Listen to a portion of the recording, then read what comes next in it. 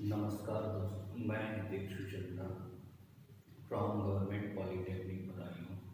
आज मैं आपके लिए हीट ट्रांसफर ऑपरेशन का एक topic multiple effect evaporation system लेके आया हूँ। ठीक है, सबसे पहले हम समझते हैं मल्टीपल इफेक्ट एवोपरेशन सिस्टम किसे कहते हैं। ठीक है, मल्टीपल इफेक्ट एवोपरेशन सिस्टम वह मेथड या प्रोसेस होता है जिसमें लेटेंट हीट को रीयूज किया जाता है।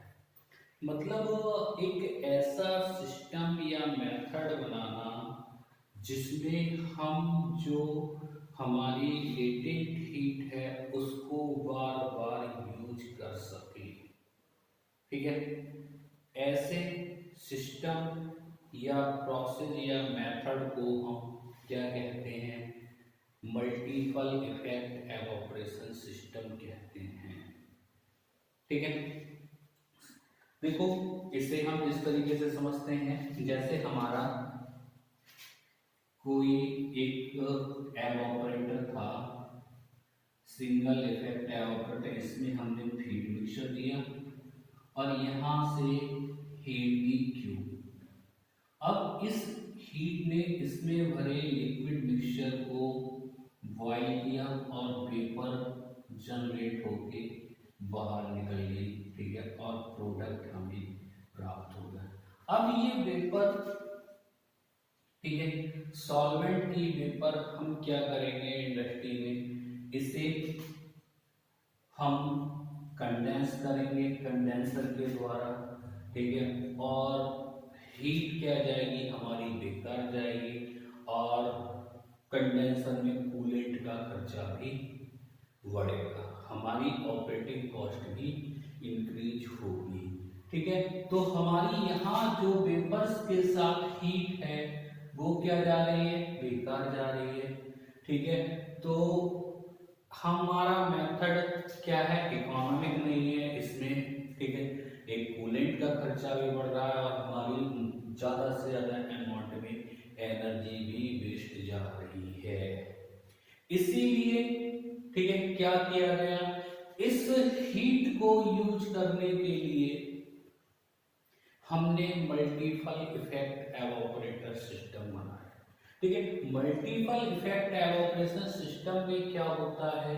ठीक है, जो हमने फीड मिक्सचर दिया और स्टीम के द्वारा, ये क्या है? स्टीम के द्वारा जो वेपर जनरेट हुई इसकी भी एंथैल्पी, इनके पास भी एनर्जी होती है।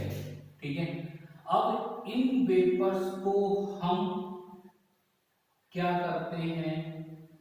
ठीक है, दूसरे एवोपरेटर, ये नंबर एक एवोपरेटर हो गया। ठीक है, ये दूसरे एवोपरेटर जिसमें भी फीड मिक्सचर भरा है उसमें फीड कर देते हैं,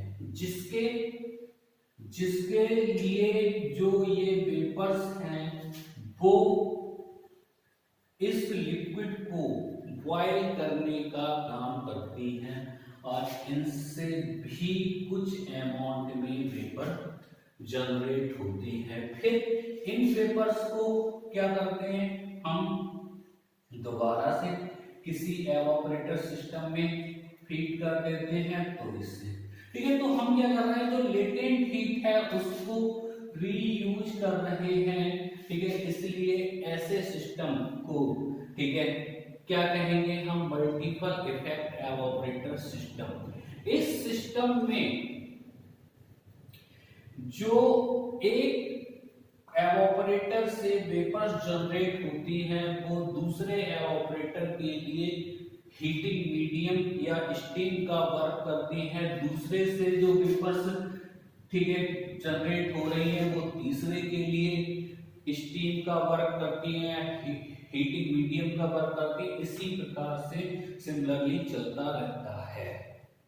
ठीक है, ऐसे सिस्टम को हम मल्टीपल इफेक्ट एवोपरेटर सिस्टम कहते हैं। ठीक है, पर इनमें कंडीशंस भी होती है कि पहले इफेक्ट में जितना प्रेशर होगा, जैसे पहला इफेक्ट 1 एटीएम पर वर्क कर रहा है तो दूसरा इफेक्ट 1 एटीएम से नीचे वर्क करेगा, ठीक है, तीसरा इफेक्ट उससे और नीचे वर्क करेगा, तीसरा, ठीक है, चौथा इफेक्ट और नीचे करेगा, ठीक है। इफेक्ट का मतलब जो इक्विपमेंट लगे हुए हैं, जो प्रत्येक यूनिट लगी है उसे हम इफेक्ट कहते हैं, ठीक है। तो जितने नंबर ऑफ एवापोरेटर होंगे, ठीक है, उतने इफेक्ट होंगे। अगर वो कहे ट्रिपल इफेक्ट, ठीक है, ट्रिपल इफेक्ट एवापोरेटर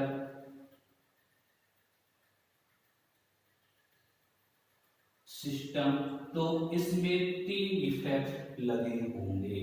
अगर पहला 1 एटीएम पर पहले इफेक्ट का में प्रेशर 1 एटीएम होगा तो दूसरे में 1 एटीएम से कम होगा, तीसरे में दूसरे से कम होगा, ठीक है। इस प्रकार के अरेंजमेंट को हम मल्टीपल इफेक्ट एवापोरेटर सिस्टम कहते हैं। हम जानते हैं कि सिंगल इफेक्ट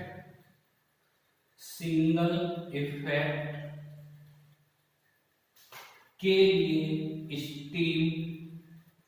स्टीम इकोनॉमी की वैल्यू लेस देन 1 होती है, ठीक है। पर मल्टी इफेक्ट के लिए, मल्टीपल इफेक्ट के लिए ग्रेटर देन 1 होती है, ठीक है। हम मल्टीपल इफेक्ट में हीट को बार बार रीयूज कर रहे हैं, जिसके कारण हमारी ऑपरेटिंग कॉस्ट डिक्रीज हो जाती है और रिजल्ट भी हमें अच्छे मिलते हैं, ठीक है। पर सिंगल इफेक्ट में हमारी बहुत ज्यादा अमाउंट में हीट वेस्ट होती है, ठीक है।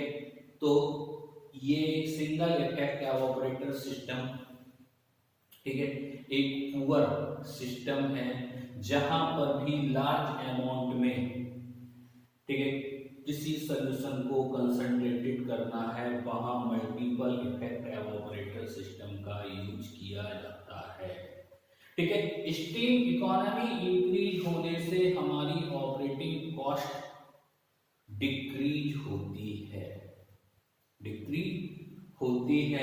ठीक है। Multiple effect evaporator system use करने का मेन मकसद हमारा हीट को रीयूज करना होता है, जिसकी सहायता से हम लेटेंट हीट को बार बार रीयूज कर सकते हैं और अपनी ऑपरेटिंग कॉस्ट डिक्रीज कर सकते हैं। धन्यवाद दोस्तों, मिलते हैं नेक्स्ट लेक्चर में।